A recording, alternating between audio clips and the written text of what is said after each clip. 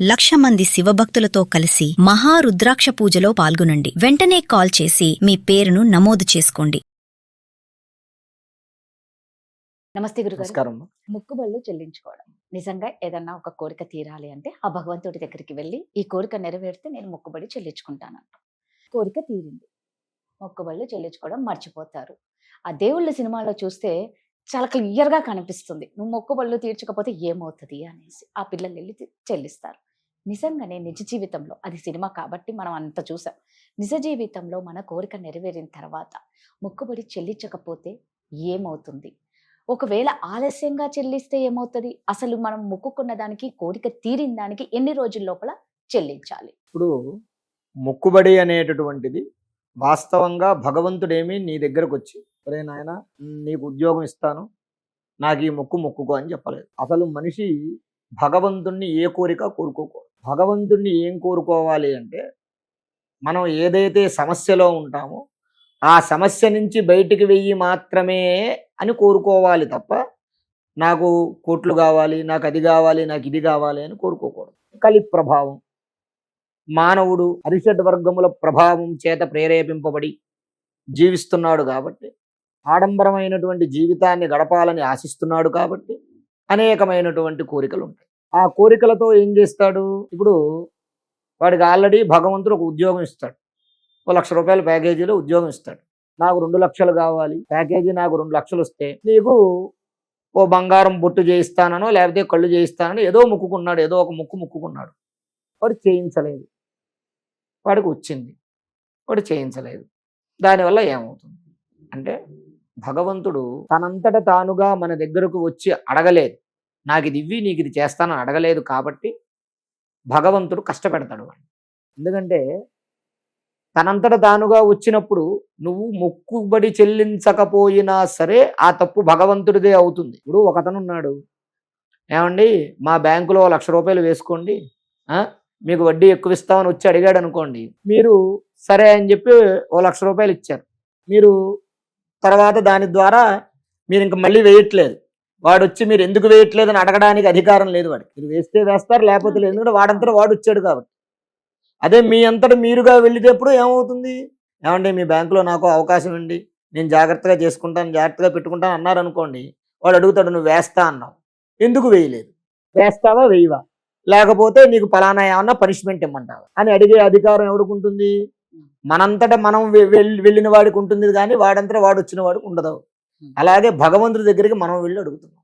ఆయన ఏమి నువ్వు నాకు కొబ్బరికాయ కొట్టు, నువ్వు నాకు అట్టిపళ్ళు పెట్టు, నువ్వు నాకు పట్టుపంచలు పెట్టు అని ఆయన అడగలేదు. కేవలం నామస్మరణ చేయి, పూజ చేసుకో, నీకు సకాలంలో నీకు ఏ టైంలో ఏం కావాలో అది ఇస్తాను అంటున్నాడు. అది ఆయన ఇస్తున్నాడు. నువ్వు కొబ్బరికాయ కొట్టినా, నువ్వు పూలు పెట్టినా, నువ్వు ఏం పెట్టినా పెట్టకపోయినా, నువ్వు వెళ్ళినా వెళ్ళకపోయినా నీకు ఏ సమయానికి ఏది కావాలో అది ఇస్తున్నాడు. ఇచ్చేదానికన్నా నీకు ఎక్కువ కావాలి కాబట్టి నువ్వు మొక్కుకుంటున్నావు. ఏదైతే నువ్వు మొక్కుకున్నావో ఆ మొక్కుని తక్షణం తీర్చాలి. ఒకవేళ తీర్చలేదు, తీర్చినప్పుడు ఏమవుతుందయ్యా అంటే, మనందరికీ తెలుసున్నటువంటిది సత్యనారాయణ స్వామి వ్రత కథ.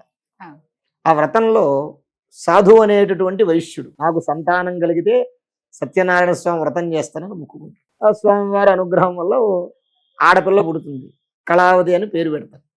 ఆ భార్య వెళ్ళి అడుగుతుంది, ఏమండి మరి సంతానం కలిగింది కదా, మరి వ్రతం ఎప్పుడు చేద్దాం? ఇప్పుడు కాదులే, ఏదో హడావిడిగా ఉన్నాను, తర్వాత చేద్దామని వాయిదా వేస్తాడు. సరే కొంతకాలం అయ్యాక మళ్ళీ వెళ్ళి అడుగుతుంది, ఇప్పుడు కాదులే పిల్ల పెద్దదయ్యాక చేద్దాం అంటాడు. మళ్ళీ అలాగా 3-4 సార్లు వాయిదా వేస్తాడు. పిల్ల పెళ్లి కూడా అయిపోతుంది, హ్యాపీగా వాళ్ళ లైఫ్ గడుస్తుంటుంది, వీళ్ళ లైఫ్ గడుస్తుంది. కానీ స్వామివారి యొక్క వ్రతం చేయాలన్న విషయం మర్చిపోతాడు. మర్చిపోయినప్పుడు ఏమవుతుందయ్యా అంటే, ఆ ముక్కు గనక వాడు తీర్చుకోకపోతే వాడికి జన్మల నాటి దరిద్రం పట్టుకుంటుంది. వాడు ఈ జన్మతోటి అనుభవించి ఈ జన్మలో చచ్చిపోతే ముక్కు పోతుంది అనేది కాదు. ఏ ముక్కైనా సరే ఆ కోరుకున్నటువంటి ఆ ముక్కు తీర్చకపోతే ముక్కు యొక్క ప్రభావం సంవత్సరానికి వడ్డీ పెరిగినట్టు పాపం పెరిగిపోతూ ఉంటుంది. జన్మల్లో ఉంటుంది. ఆ వడ్డీ పాపంలాగా పెరిగిపోతూ ఉంటుంది, సంవత్సరానికే పెరిగిపోతూ ఉంటుంది. అది ఆ పెరిగిపోయి వీడు చనిపోయిన తర్వాత ఏమవుతుంది? ఈ పాపం, ఈ ముక్కు పాపం వచ్చే జన్మలో చూపిస్తుంది, ఆ పై జన్మలో చూపిస్తుంది. వాడు మళ్ళీ వెళ్ళి ఆ ముక్కు తీర్చుకునేంత వరకు కూడా అది తీరుస్తూ ఆ యొక్క ఆ పాపం అనేటటువంటిది వాడిని వెంటాడుతూ, ఆ కష్టాలనేవి వాడిని వెంటాడుతూనే ఉంటాయి. కాబట్టి ఏం చేస్తాడు భగవంతుడు?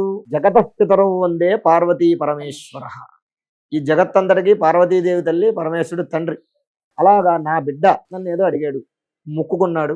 మొక్కుకోకపోయినా పర్వాలేదు, వీడేమో నన్ను ఫలానా చేస్తానని మొక్కుకున్నాడు. భగవంతుడికనే కాదు, ఎవరికైనా సరే భగవంతుడికనే కాదు, మన ఇంట్లో పని చేసే వాళ్ళకైనా సరే, ఒరే అబ్బాయి నువ్వు రేపు కనబడి నీకు 100 రూపాయలు ఇస్తాను అన్నావు అనుకోండి, వాడికి 100 రూపాయలు ఇవ్వకపోతే, వాడు ఇవ్వకుండా మనం దాటి వేసినా, వాడు ఒకవేళ ఇవ్వకుండా చనిపోయినా, ఈ 100 రూపాయల యొక్క రుణం వాడు నెక్స్ట్ జన్మలో వాడు కొడుకే పుడతాడు. నెక్స్ట్ జన్మలో ఖచ్చితంగా ఈ 100 రూపాయల రుణంగా వాడి దగ్గర ఏదో పని చేయడం, ఏదో చేయాలి. అందుకే రుణానుబంధం. ఈ యొక్క ఏదైతే ఈ భగవంతుడు కోరుకున్న మొక్కుందో ఇది పాపకర్మ, పాపంలాగా పెరిగిపోతూ ఉంటుంది. మరి ఎలా గురుగారు, ఇప్పుడు ఒకరి నాశనానికి మొక్కుంటాం భగవంతుడికి, వాడికి ఏదన్నా అవుతే నేను ఇది చేస్తా, లేకపోతే వాడికి దక్కొద్దు, వాడు ఫెయిల్ అయిపోవాలి అంటే ఒక్కరి అది చెడు. నువ్వు ఒక వ్యక్తి నుంచి చెడుగా నువ్వు భగవంతుడి దగ్గర కోరుకుంటే నిజంగా దేవుళ్ళతో ఇలాంటి రాయబారాలు చేయొచ్చా? అంటే వాస్తవంగా భగవంతుడు హర్షించడు అలాంటి వాటిని. భగవంతుడు ఎప్పుడూ కూడా అయ్యా నన్ను ఉద్ధరించు, నన్ను బాగు చెయ్యి అని నువ్వు ఏది కోరుకున్నా నీకు తీరుస్తాడు భగవంతుడు. కానీ పక్కన వాడి మీద ఏగవాలాలని కోరుకున్నా సరే భగవంతుడు క్షమించడు.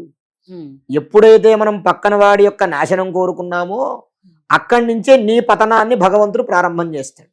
అందుకే చాలా మంది ఏం చేస్తారయ్యా అంటే, మన మంత్రశాస్త్ర పరంగా, ఆధ్యాత్మిక పరంగా, సాత్వికమైనటువంటి పూజా విధానాల పరంగా కాకుండా ఆ పని అవ్వదని తెలిసే క్షుద్ర పూజల పరంగా చేతబళ్లను, బాణామతీలని, ఇటువంటి క్రియల రూపంలో మా ఎదుటి వాళ్ళని నాశనం చేయడం గురించి ప్రయత్నాలు చేస్తూ ఉంటారు. అది చేసినా ఫలితం రావచ్చు వాడికి, కానీ ఆ కర్మ ఫలితం ఎంత కఠినంగా ఉంటుందనేది వాడు తర్వాత కాలంలో అనుభవిస్తూ ఉంటాడు. అలాగే మొక్కైనా సరే, ఏదైనా సరే మనం భగవంతుడి దగ్గర కోరుకున్నప్పుడు ఆ మొక్కు తీర్చుకోకపోతే అది పాపమై వాడిని వెంటాడుతుంది, వాడి సంతానాన్ని వెంటాడుతుంది, వాడి యొక్క వంశాన్ని. కాబట్టి ఎప్పటి మొక్కు అప్పుడు తీర్చేసుకుంటే ఏ బాధ లేకుండా ఉంటుంది. తీర్చుకోకపోతే జన్మ జన్మలు కూడా ఆ యొక్క ఫలం అనేటటువంటిది, ఆ మొక్కు తీర్చుకోలేనటువంటి పాప ఫలం అనే వాడి వంశాన్ని కూడా ఇబ్బంది పెడుతూ ఉంటుంది. ఎదుగు బొదుగు ఉండదు, డెవలపింగ్ ఉండదు, అలాగే ఉంటూ ఉంటుంది అనమాట.